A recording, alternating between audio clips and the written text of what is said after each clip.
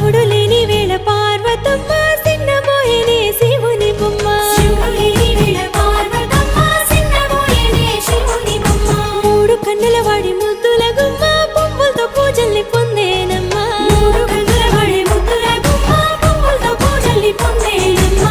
గౌరమ్మే బతుకమ్మై ఎత్తుకొని వచ్చనే నెత్తిపై మేఘాలు ఏడేడు సంద్రాల ఎదరు పొంగిన నీళ్లు